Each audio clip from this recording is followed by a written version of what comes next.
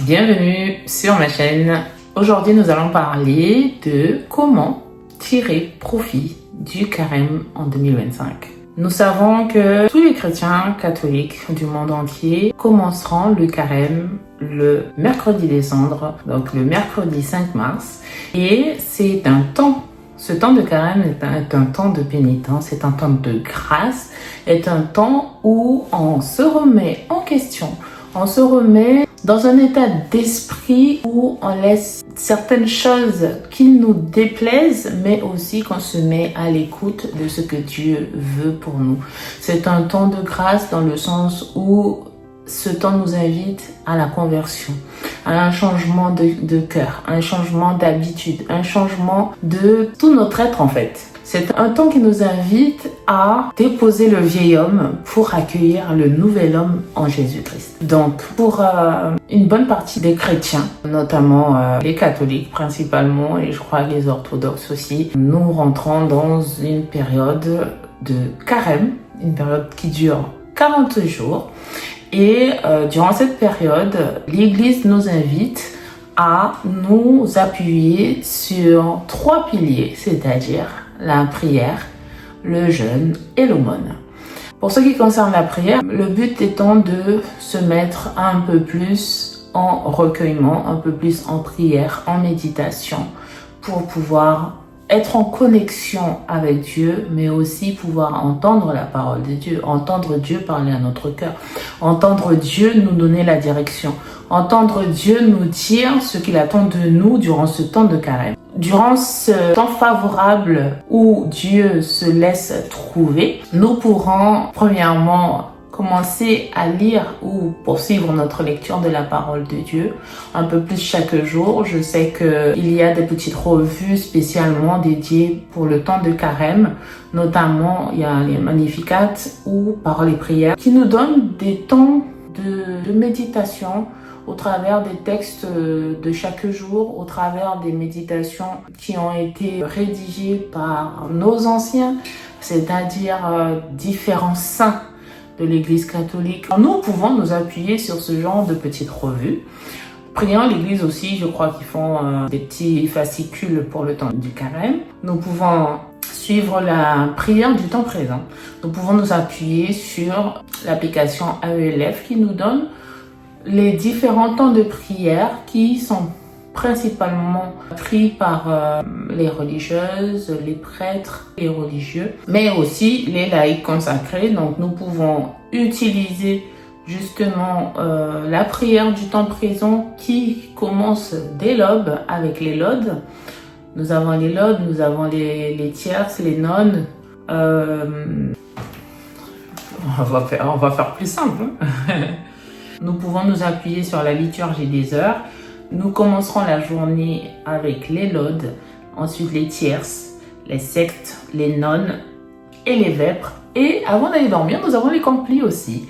Donc voilà, ce sont des temps particuliers avec des prières particulières qui nous permettent d'avoir un certain cheminement spirituel et nous permettent de nous laisser transformer, façonner par la parole de Dieu.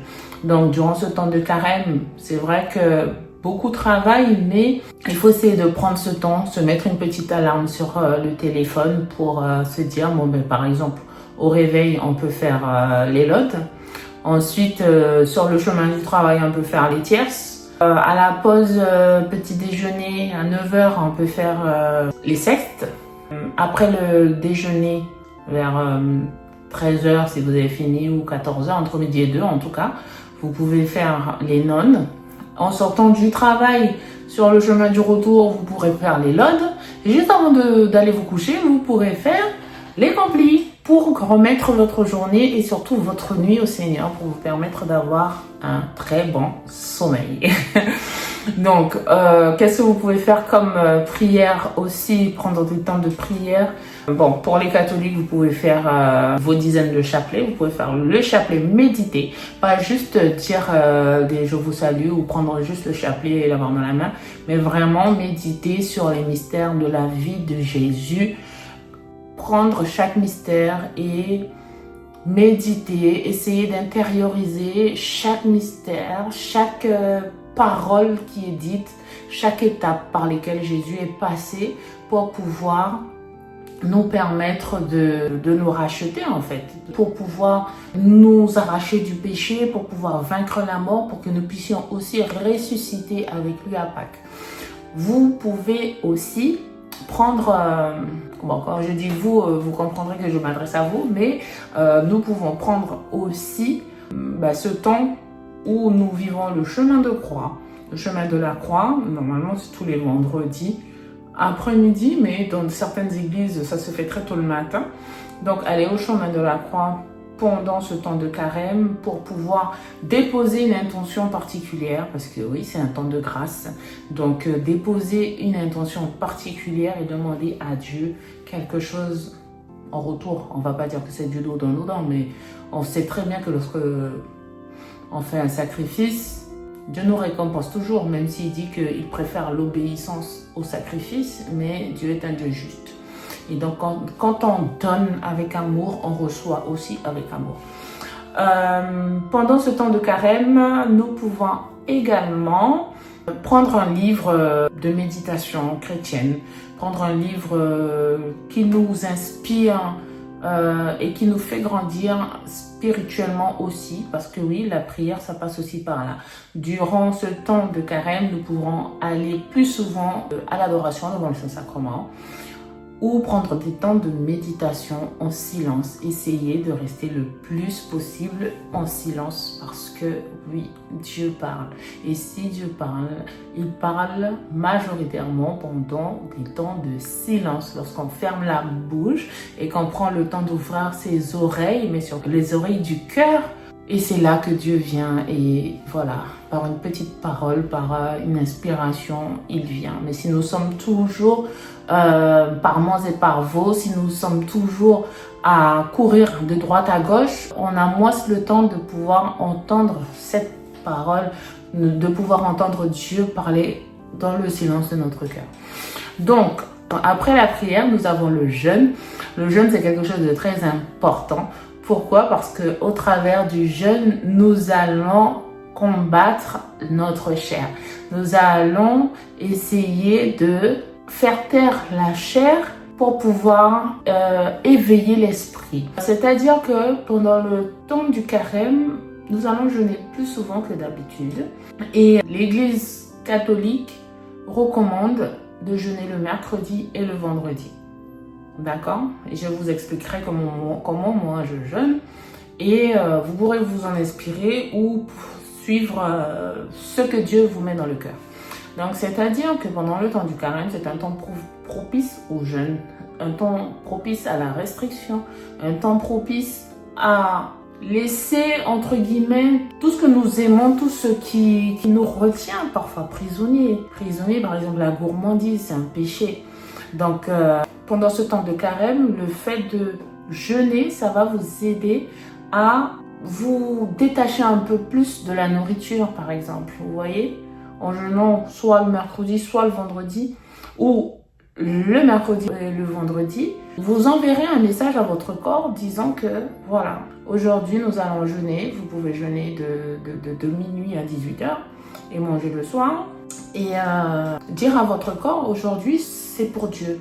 On va se priver de nourriture, par exemple, et offrir ce temps pour Dieu.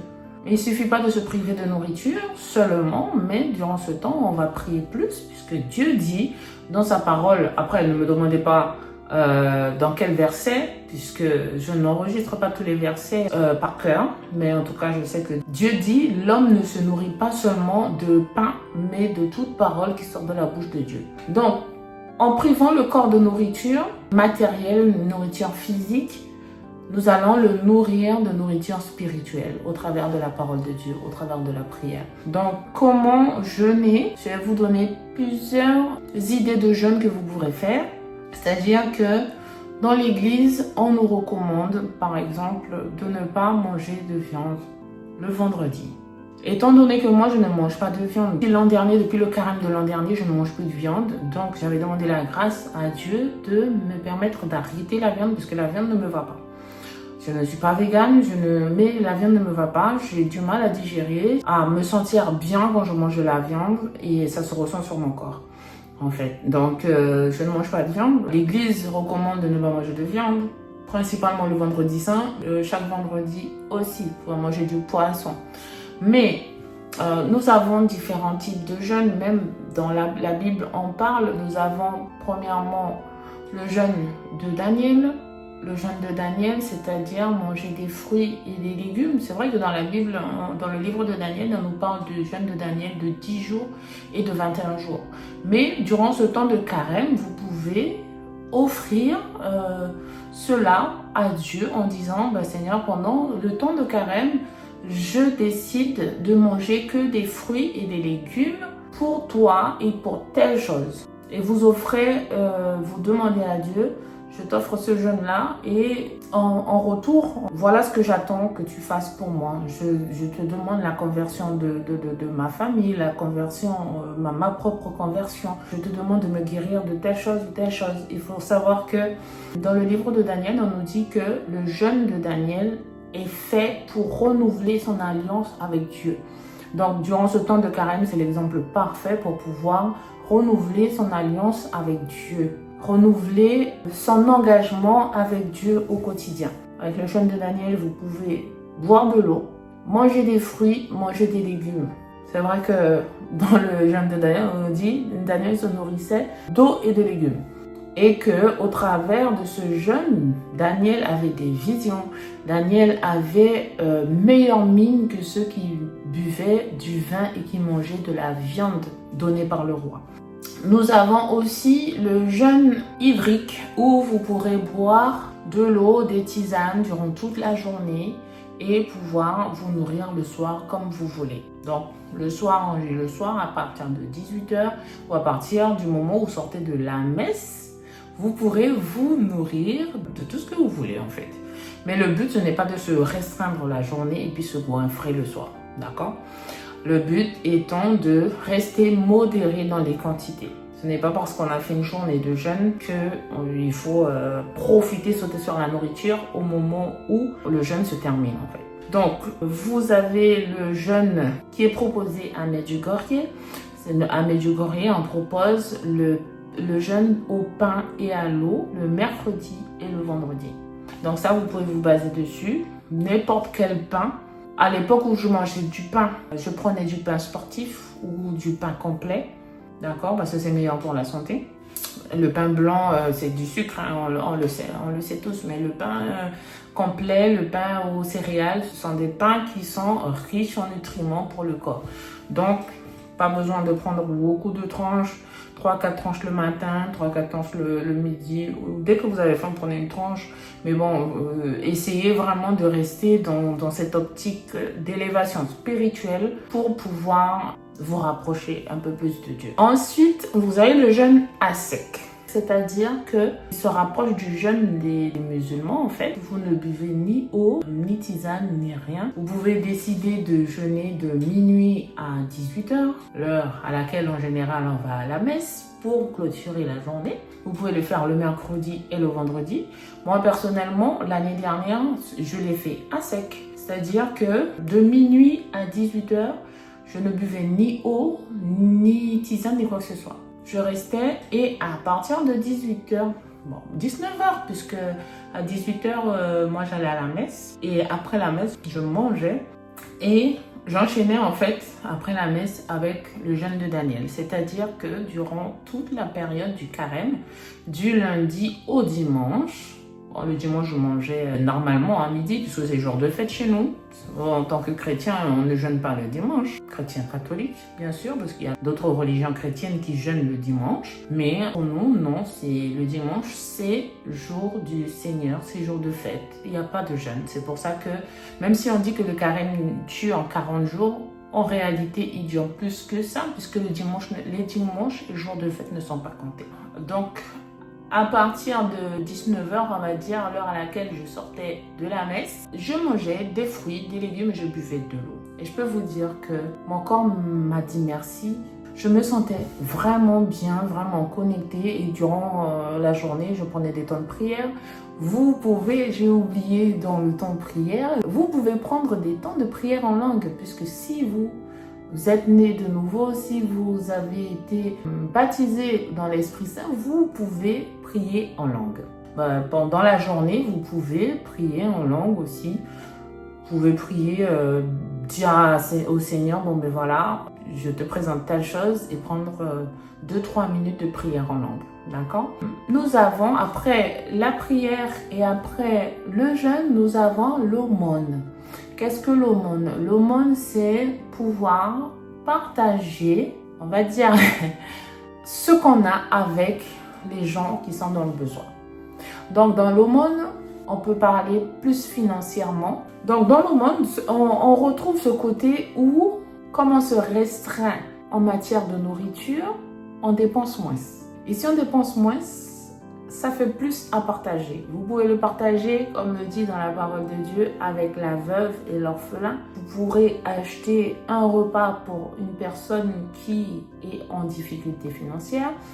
Vous pourrez offrir des denrées, par exemple alimentaires, à des associations comme la Société de Saint-Vincent de Paul, le Resto du Cœur, le Secours catholique, par exemple le SAMU social, faire des courses et ramener à ces endroits-là où vous savez qu'ils ont besoin, ils aident les personnes en difficulté, les personnes les plus démunies. Vous pourrez aussi donner de l'argent à la quête, aux offices, aux cultes. Vous pourrez décider de mettre une certaine somme durant ce temps de carême, les sommes que vous n'aurez pas dépensées pour acheter de la nourriture. Par exemple, si dans une semaine, vous avez l'habitude de dépenser 100 € de courses par semaine, étant donné que vous êtes en jeûne, peut-être que vous allez dépenser 50 ou 60 €. La différence, vous mettez dans une enveloppe et à la fin du carême, vous pouvez l'apporter à l'église en don ou vous pourrez le donner à une association que j'ai pu citer précédemment ou donner à quelqu'un qui est vraiment en difficulté, d'accord? Quelqu'un qui, par exemple, une mamie qui n'a pas d'argent pour s'acheter des médicaments, vous pourrez contribuer à l'achat de ces médicaments. Pour des personnes qui sont malades et qui ont des soins, vous pourrez faire des dons à ces personnes-là. Ou par exemple, en ce moment, moi je suis à Mayotte et l'église a été touchée par le cyclone Chido. Perso, je sais que je donne ma dîme à l'église ou à une association, par exemple le Secours catholique. Durant ce temps-là, je prends ma dîme et je la donne pour la restauration de cette église. Et je sais que je contribue au développement du royaume. La parole de Dieu nous dit, et dans Malachie 3:10, « Portez à la maison du trésor vos dîmes et vos offrandes. Et vous verrez, si je n'ouvre pas les écluses des cieux, si je ne menace pas le dévoreur, le fait de donner à Dieu, le fait de donner sa dîme, le fait de donner une offrande, le fait de faire l'aumône à Dieu. Parce que moi, quand je donne, c'est à Dieu que je donne, peu importe ce que les gens peuvent faire avec l'argent, c'est à Dieu que je donne. Dieu vient briser certaines malédictions dans ma famille, dans nos familles. Quand on donne à Dieu avec cœur, Dieu, il agit, il travaille dans le monde spirituel pour nous permettre en fait de vivre selon ses préceptes, selon sa parole, selon ses bénédictions à lui, et il nous coupe de certaines malédictions. Donc ne pensez pas que quand Dieu vous dit, si vous avez 100 € de courses à faire par semaine et que vous dépensez 60, vous donnez 40, vous êtes perdant, vous n'êtes pas perdant. Avec Dieu, on n'est jamais perdant en fait. Avec Dieu, on est toujours gagnant.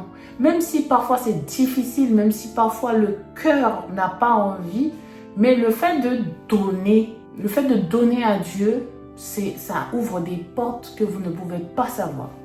En matière d'aumône aussi, vous pouvez, si vous n'avez pas beaucoup de moyens pour donner, vous pouvez faire à manger par exemple et inviter un ou deux voisins à venir partager votre repas. D'accord? Ça fait partie aussi de l'aumône. Donc, j'espère que cette vidéo vous a plu.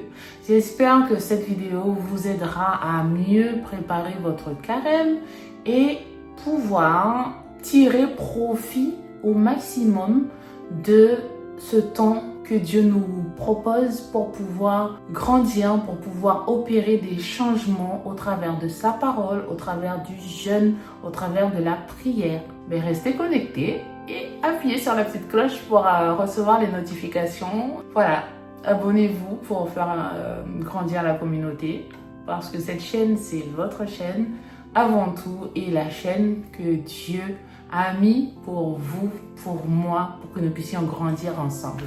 À très bientôt. Bye!